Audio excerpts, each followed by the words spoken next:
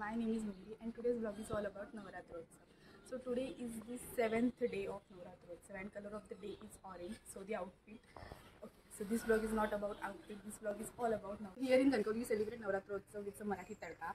So there are various political parties, groups who arrange this festival, organize Dalia nights, Garba nights, then establish goddess, then also do Aarti, perform puja and other festivities. Also we have many temples here. So today is that day when I am going to visit all these places and explore the decoration and to seek blessing from the goddess and many more things.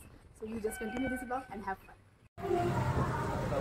तर आमचं पहिलं destination म्हणजे पहिला stop होता हा बाजारपेठच्या देवीसाठी.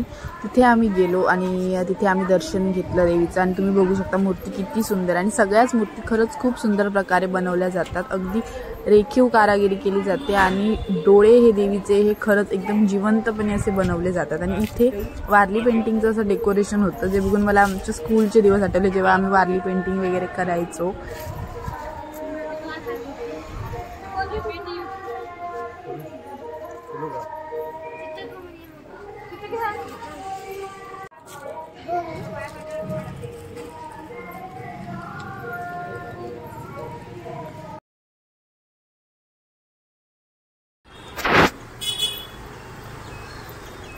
त्याच्यानंतर आम्ही गेलो पटकीदेवी मंदिर येथे. तर हे मंदिर आहे आणि इथे देवीची पूजा अर्चना केली जाते.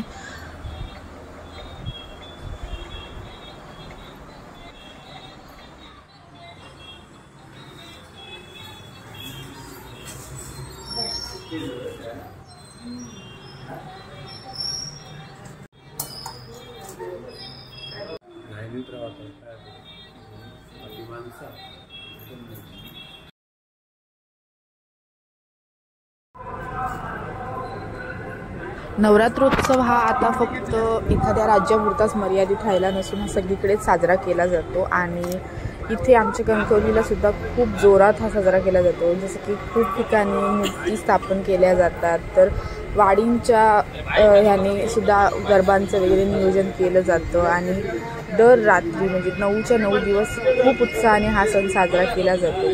तसंच देवी ह्या प्रत्येक ठिकाणी वेगवेगळ्या असतात. देवींची रूपं वेगवेगळी असतात पण प्रत्येक देवी ही दिसायला इतकी सुंदर आहे की मला आता ती कुठच्या संघाने स्थापन केली किंवा हे करणं हे वेगळं सांगण्यापेक्षा ह्या मूर्तींमध्ये रमून जायलाच खूप भारी वाटतंय. तुम्ही बघू शकता प्रत्येक देवी ही वेगवेगळी आहे पण इतक्या सुंदर प्रकारे कारागिरांनी काम केलेलं आहे की खूप भारी वाटत आहे.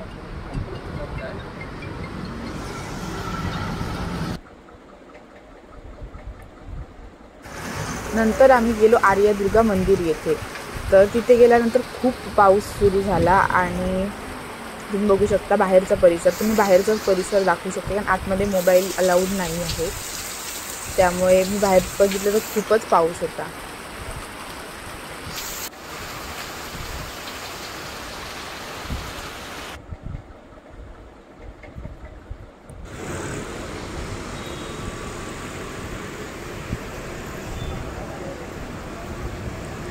तर हा ब्लॉग आम्ही स्पेशली आमच्या इथल्या देवींची स्थापना आणि त्यांच्या अनुसरूनच असा बनवला होता की ह्यामध्ये मी गरबा वगैरे काही दाखवत नाही आहे.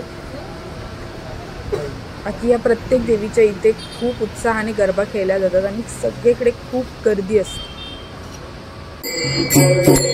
त्याच्यानंतर आम्हाला आरती सुद्धा देवीची भेटली. आम्ही आरती देखील